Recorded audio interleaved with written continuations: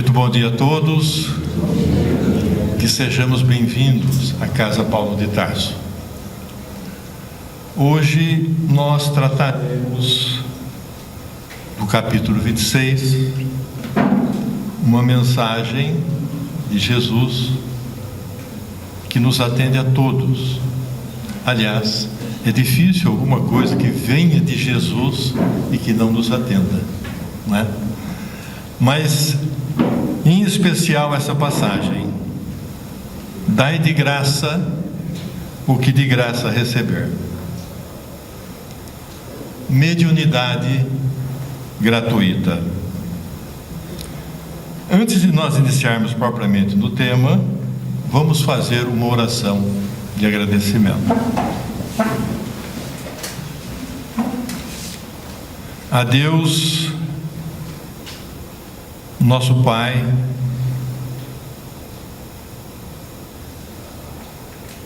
rogamos a sua misericórdia, a sua proteção, a proteção de um Pai. A Jesus, nosso querido irmão, agradecemos a todos os seus ensinamentos e que esteja sempre conosco. E a espiritualidade de luz que venha nos proteger, nos orientar. Que assim seja, graças a Deus. Bem, o tema de hoje,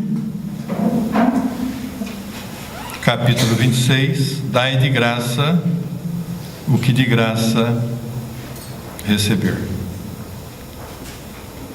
Jesus fala a seus discípulos, conforme nos conta Mateus, no capítulo 10, versículo 8.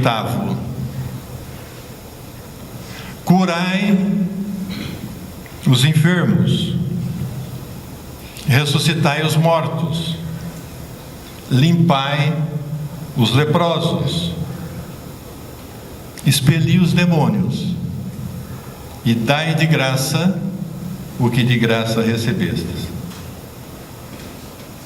Nessa fala, Jesus libera seus discípulos para a prática da mediunidade de cura. Mas o que vem a ser mediunidade? A mediunidade é uma faculdade natural. É uma faculdade que nos permite sentir e transmitir a influência dos espíritos, ocorrendo aí o intercâmbio, a comunicação entre o mundo físico e o mundo espiritual. Todas as pessoas recebem a influência dos espíritos, e a grande maioria não percebe essa influência, ocorrendo aí, nesses casos, o intercâmbio físico e espiritual. A grande maioria que não recebe essas manifestações ocultas, a qual se realiza através de impulsos, intuições, pensamentos e vibrações. Porém, existem aquelas pessoas cuja sensibilidade é mais aguçada, e o intercâmbio com o mundo espiritual, ele é mais frequente, e as manifestações são mais intensas, ocorrendo a audiência e a vidência e outras comunicações. Com estas características, essas manifestações mais exacerbadas, estamos falando aí dos médiuns ostensivos. A mediunidade, ou médium, é denominação dada por Kardec. É aquele que serve de elo entre o mundo físico e o mundo espiritual. E é a mediunidade que nos dá a garantia, a certeza da imortalidade da alma. E a nossa doutrina, o Espiritismo, ela é a colheita, uma colheita advinda da mediunidade. E assim, em todos os tempos, espíritos benfeitores vêm nos visitar, informando, orientando, esclarecendo e iluminando a nossa evolução moral e espiritual. Tanto os médiuns modernos, como os profetas e os apóstolos,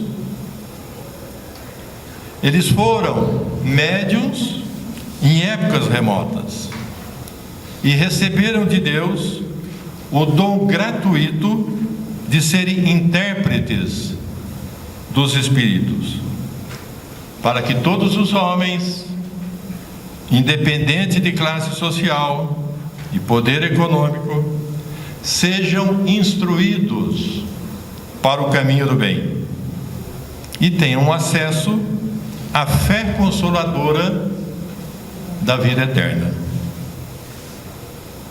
Dai de graça o que de graça recebeste. Aqui, Kardec nos chama a atenção, esclarecendo aspectos que nos devem conduzir para a mediunidade gratuita. Citaremos alguns.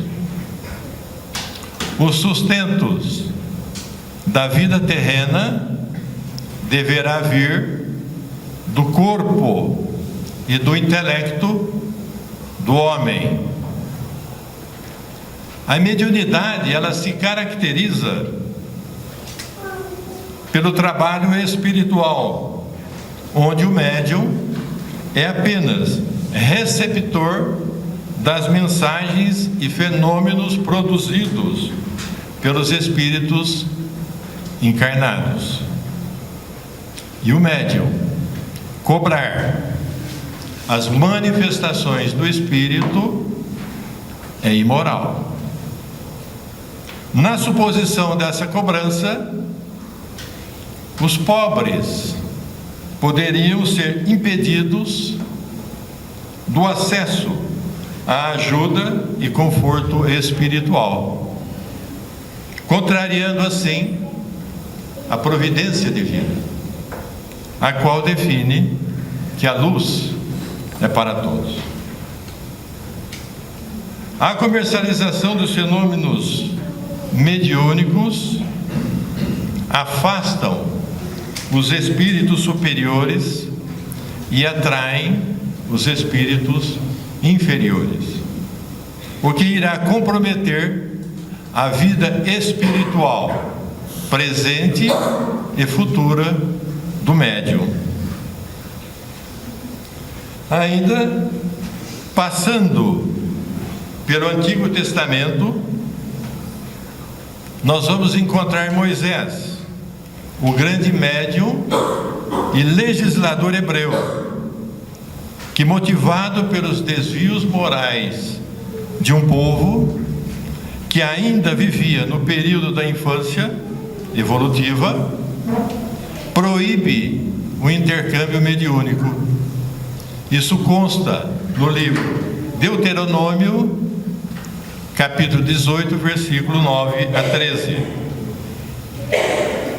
Moisés, ele não condenou a mediunidade em si, pois ele próprio continuou a utilizá-la, a praticá-la, conforme registro no livro Números, no capítulo 11, versículo 26 a 29.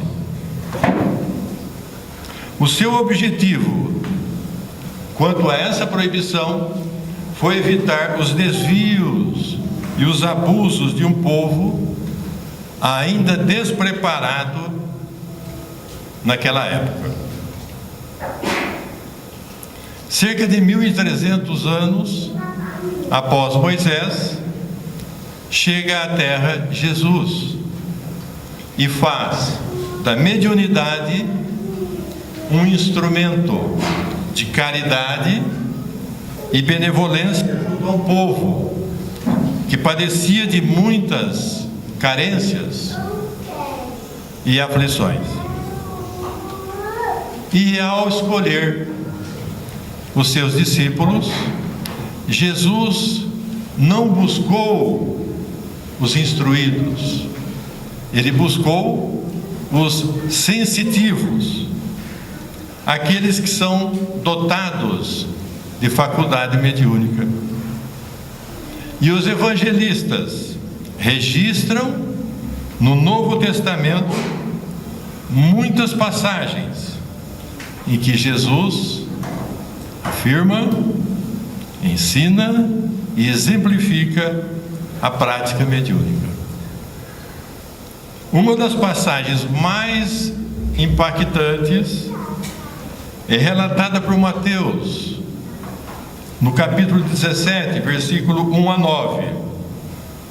É quando Jesus, ele convida Pedro, Tiago e João para subir o Monte Tabor. E lá estando, Jesus passa pelo processo da transfiguração e se encontra com Moisés e Elias materializados.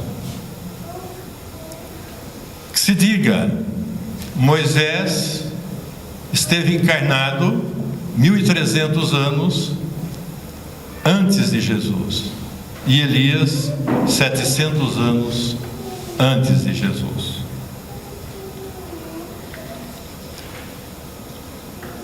Tivemos uma outra passagem também bastante impactante, que foi o advento de Pentecostes, onde os 12 apóstolos mediunizados falaram em outros idiomas.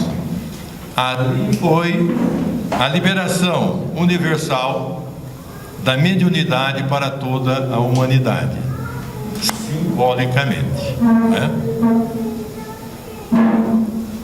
Finalizando o nosso trabalho de hoje, nós queremos destacar o livro Evangelho segundo o Espiritismo, onde Kardec, sempre orientado pelos espíritos benfeitores, destaca e comenta a doutrina cristã, nos conduzindo para a mais pura e caridosa mediunidade, a mediunidade com Jesus.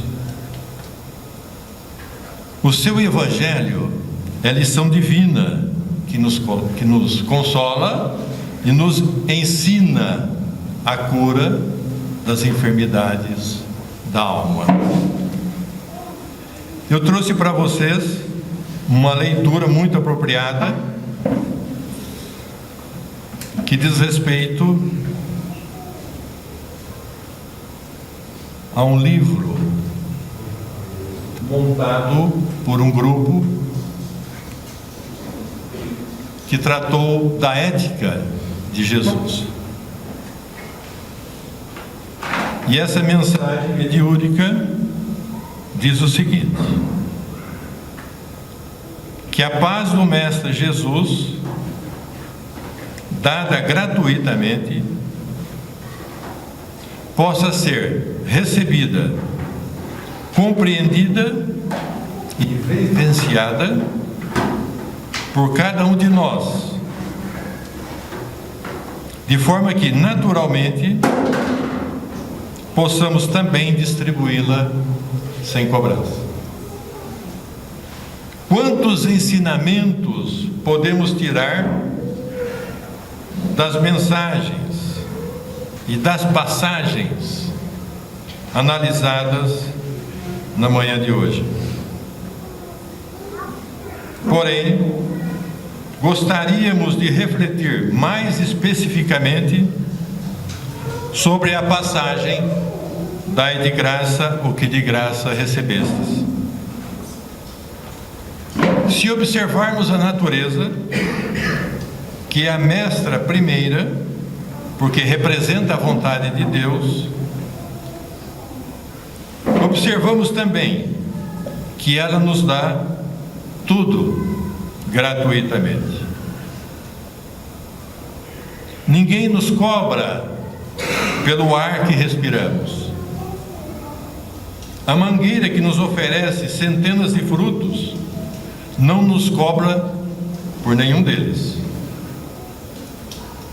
O riacho não nos requisita valor algum material para bebermos de suas águas límpidas e saudáveis. Nem tampouco os animais que nos servem o leite, os ovos e sua própria carne para nos alimentar. O exemplo máximo, o sol, que doa incessantemente a luz e o calor, para que a vida floresça e continue na terra. A propriedade é uma construção humana necessária aos primeiros estágios da evolução espiritual, porém inexistente nos mundos felizes, nos mundos evoluídos.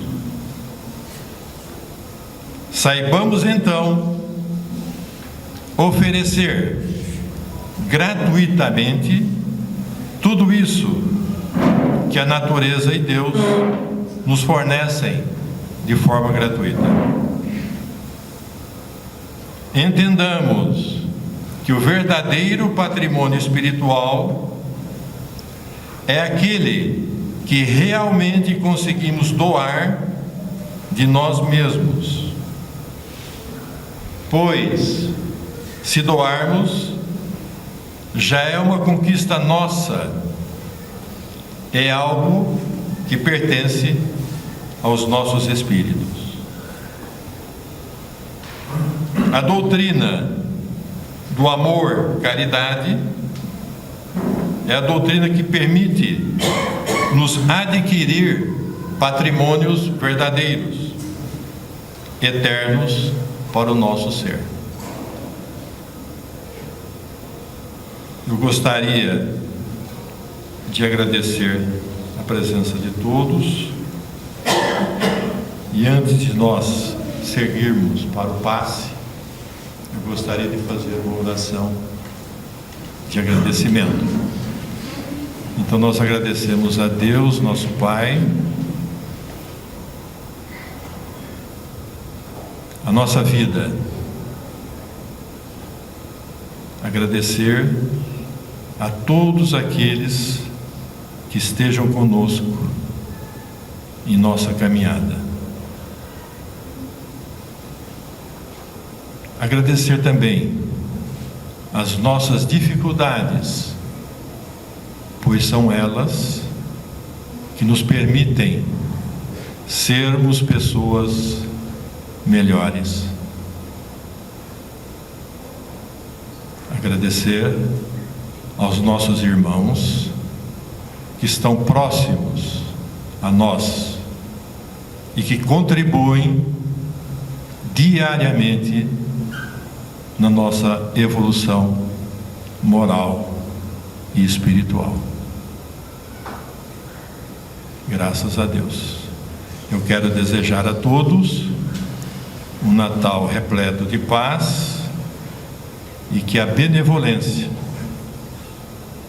faça parte do nosso dia a dia, junto a todos aqueles que estiverem junto a nós. Que assim seja, graças a Deus.